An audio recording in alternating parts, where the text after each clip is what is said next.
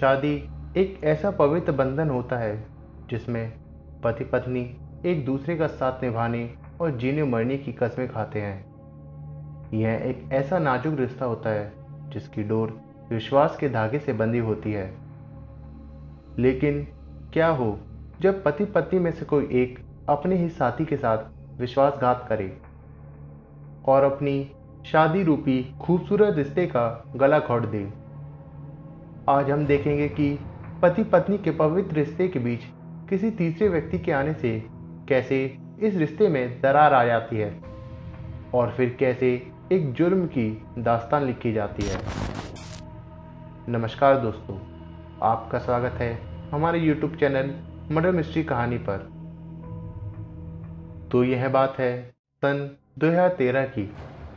जगह राजस्थान के नागौर जिले का खुड़ी पड़वाल गांव। इस गांव में 20 साल का एक व्यक्ति सुशील चौधरी उर्फ चरण सिंह अपने माता पिता के साथ रहता था। सुशील का बचपन इसी गांव में बीता था और सुशील की प्रारंभिक शिक्षा इसी खुड़ी पड़वाल गांव में हुई थी।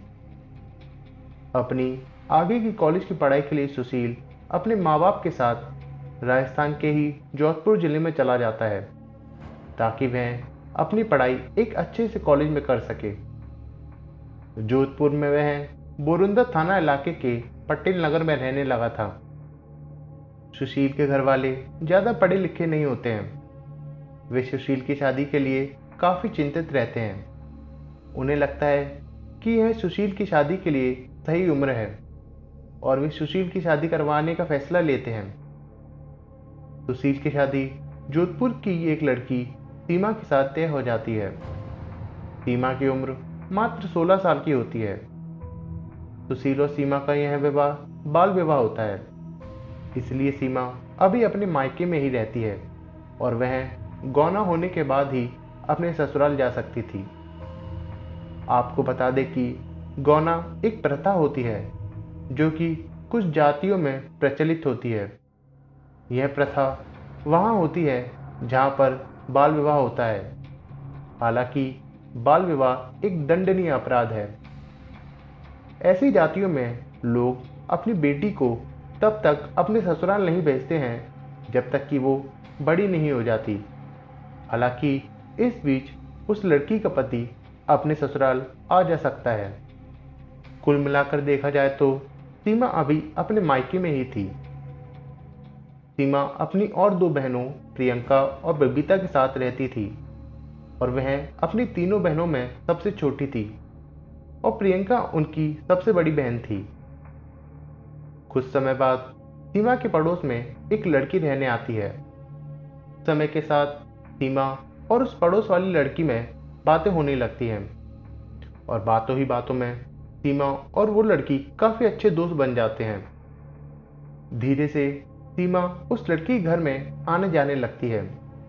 उस लड़की को भी सीमा का घर पर आना काफ़ी पसंद था और इसी बीच धीरे धीरे इन दोनों की दोस्ती प्यार में बदल जाती है और इस तरह सीमा और उसकी प्रेमिका का अफेयर शुरू हो जाता है। सीमा अब एक समलैंगिक बन चुकी थी और उसकी मर्दों में कोई रुचि नहीं रह जाती है। अब धीरे धीरे समय बीत रहा होता है और साल आ जाता है 2020 का। इसी बीच सुशील अब 27 साल का हो जाता है और उसकी नौकरी राजस्थान के नागौर जिले के डेगाना नामक गांव में स्थित एक कृषि विभाग में असिस्टेंट एग्रीकल्चर ऑफिसर के पद पर लग जाती है। इस नौकरी को ज्वाइन करने से पहले सुशील एक बैंक में भी काम कर चुका था। वहीं इसी दौरान सीमा एक वेटनरी नर्स भी बन जाती है और वो एक अस्पताल में नौकरी कर रही होती है। सीमा की बड़ी बहन बबीता बीए कर रही होती है और साथ में वह एक नौकरी भी कर रही होती है। सीमा की बड़ी बहन प्रियंका ने भी बीए किया होता है और उसकी नौकरी एक कंपनी में लग जाती है। अब सुशील के घर वाले सुशील को सीमा का गौना करवा के अपने घर लाने के लिए कहते हैं और साथ ही साथ सुशील को भी सीमा के साथ वैवाहिक संबंध बनाने की इच्छा जाग जाती है। तो लिहाजा अब सुशील सीमा को लाने के लिए उसके घर जाता है लेकिन सीमा कुछ बहाना करके सुशील के साथ नहीं जाती, क्योंकि सीमा को अपने पति में अब कोई रुचि नहीं रह गई थी। क्योंकि अब सीमा को अपनी प्रेमिका का साथ बहुत ज़्यादा पसंद आने लगा था। सीमा की अपनी प्रेमिका के साथ संबंधों वाली बात उसकी दोनों बहनों को पता लग जाती है। लेकिन यहाँ हैरानी वाली बात तो यहाँ होती है कि दोनों बहनें सीमा को डांटने और समझाने के बजाय उसके इस रिश्ते के लिए अपनी मंजूरी दे देती हैं। उन्हें सीमा के इस रिश्ते से कोई दिक्कत नहीं होती है।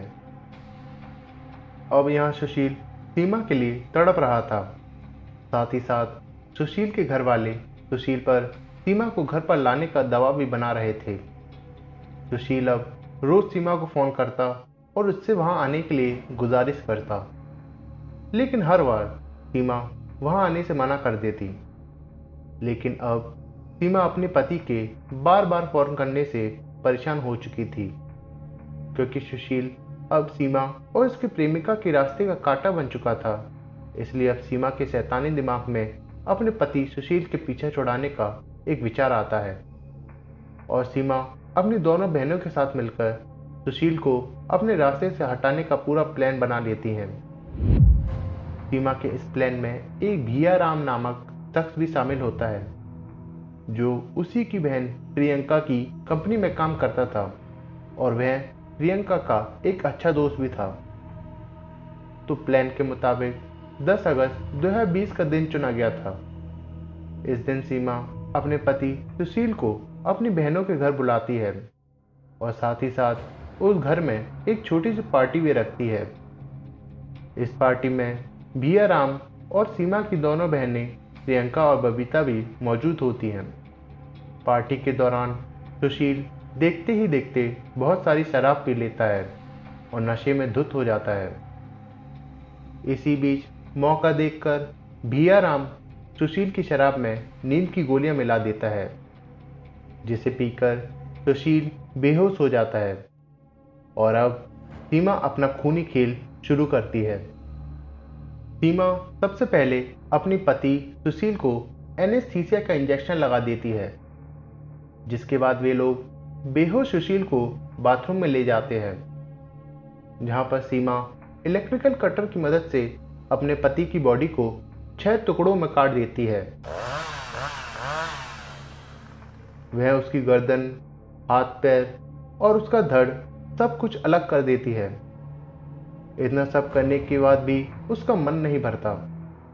इसके बाद वह मिक्सी की मदद से सुशील के शरीर के दूसरे हिस्सों को भी पीस देती है। इसके बाद वे लोग सुशील के शरीर के सभी टुकड़ों को 2 थैलियों में भर देते हैं और भिया राम की कार की मदद से बाणर नाम की जगह पर स्थित एक सीवेज प्लांट में उन थैलियों को फेंक देते हैं। सीमा को अब ऐसा लग रहा होता है कि वह आज़ाद हो चुकी है और उसकी खुशियों का कोई ठिकाना ही नहीं रहता। इतना सब करने के बाद भी उसके माथे पर एक शिकन तक नहीं थी। अगले दिन एक व्यक्ति उन थैलियों से भरे लाश के टुकड़ों को देख लेता है, जिसके बाद उस इलाके में हड़कंप सा मच जाता है और फिर यह बात पुलिस तक पहुंच जाती है। इसके बाद पुलिस अपनी कार्रवाई शुरू करती है। वह कहते हैं ना कि अपराधी आखिर कितना भी शातिर क्यों ना हो, वह हर गुनाह के बाद कोई ना कोई सबूत जरूर छोड़ देता है और यहाँ ऐसा ही कुछ होता है। जिन थैलियों में सुशील की लाश के टुकड़ों को भरकर सीवेज में फेंका था, उन थैलियों पर जहां से वह थैलियां खरीदी गई थी, उस दुकान का नाम और पता छपा हुआ होता है। थैलियों पर छपे दुकान के नाम और पते की सहायता से पुलिस उस दुकान पर पहुंच जाती है जहां से यह थैलियां खरीदी गई थी। जिसके बाद पुलिस वहां पर लगे सीसीटीवी फुटेज को खंगालती है। सीसीटीवी फुटेज में पुलिस को भिया राम और सीमा की दोनों बहनें प्रियंका और बबीता का चेहरा नजर आता है। साथ ही साथ पुलिस उस दुकानदार और वहां के आसपास के इलाकों में भी पूछताछ करती है। पुलिस को अब इन अपराधियों का पता लग जाता है, जिसके बाद पुलिस मृतक के परिजनों को वहां पर बुलाती है और सुशील के परिजन उसकी लाश की पहचान करते हैं लाश को देखकर सुशील के परिजनों का कलेजा से फट जाता है और उन पर दुखों का पहाड़ टूट पड़ता है।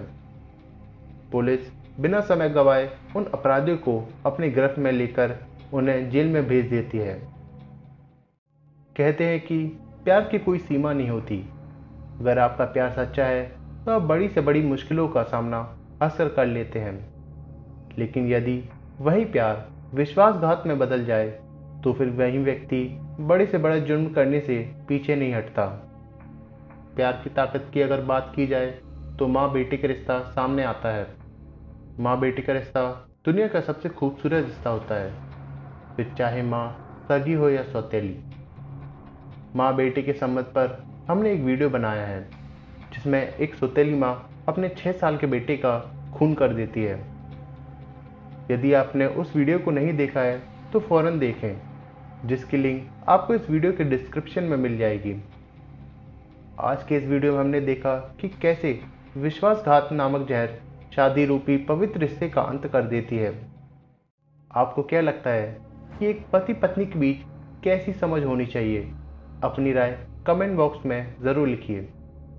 तो दोस्तों, आज के लिए बस इतना ही। हम मिलेंगे आपसे ऐसे ही किसी सच्ची घटना के साथ अगली वीडियो में। तब तक के लिए गुड बाय।